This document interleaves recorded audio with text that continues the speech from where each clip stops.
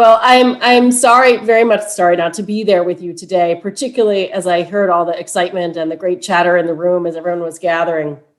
It's really always such a wonderful experience to be at Trinity. I had the opportunity, as President McGuire said, before the pandemic, to come and talk to so many of you. And I was just, to put it bluntly, I was just blown away. Before I was the president of the Luce Foundation, I was the president of a college.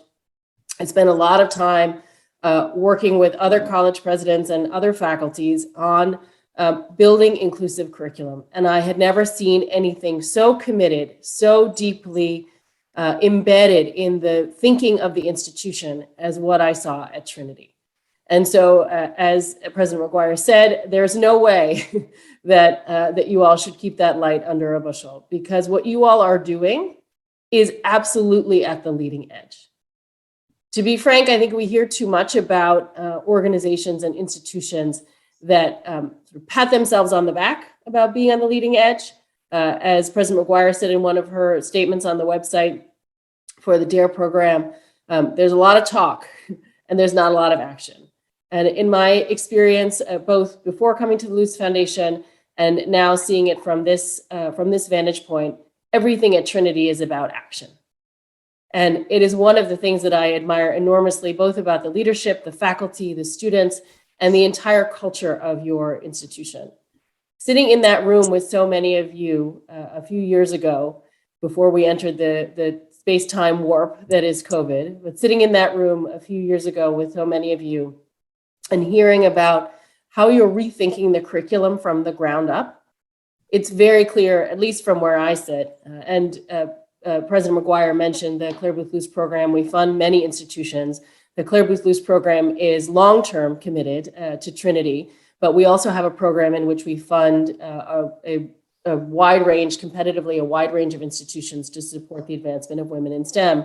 So we see a great variety of institutional approaches to improving equity, gender equity, as well as racial equity in STEM in particular. And I will say most of what we see is institutions struggling to wrap their heads around even what it would mean, truly, to create an approach that is inclusive and that assumes excellence. That assumes not only that excellence is possible, but that excellence already exists, that excellence is already present, and that the job of the curriculum and the faculty is to bring that excellence forward and to bring it to its highest possible value. And that's a very different task than what most institutions set themselves, which is often something like searching for needles in haystacks. That's the institutional psychology of a lot of organizations. That's very different from what I saw at Trinity. And I truly think that what you all are doing, frankly, if everyone were to do what you all are doing, then not only would there be greater equity and greater excellence in STEM and a more inclusive culture, but it sounds grandiose, but truly the world would be a better place. We would have more ideas. We would have more inspired leaders. And yes, we would have more equity.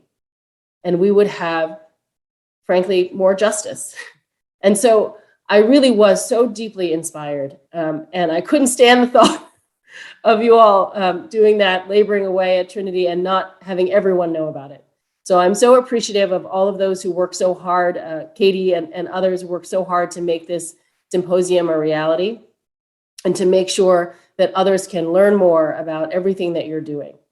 If we could have persuaded, frankly, every chair of every STEM department, and now, as I know you are doing throughout the institution, every department in the country to come and see what you are doing, then I think that would be enormously transformational.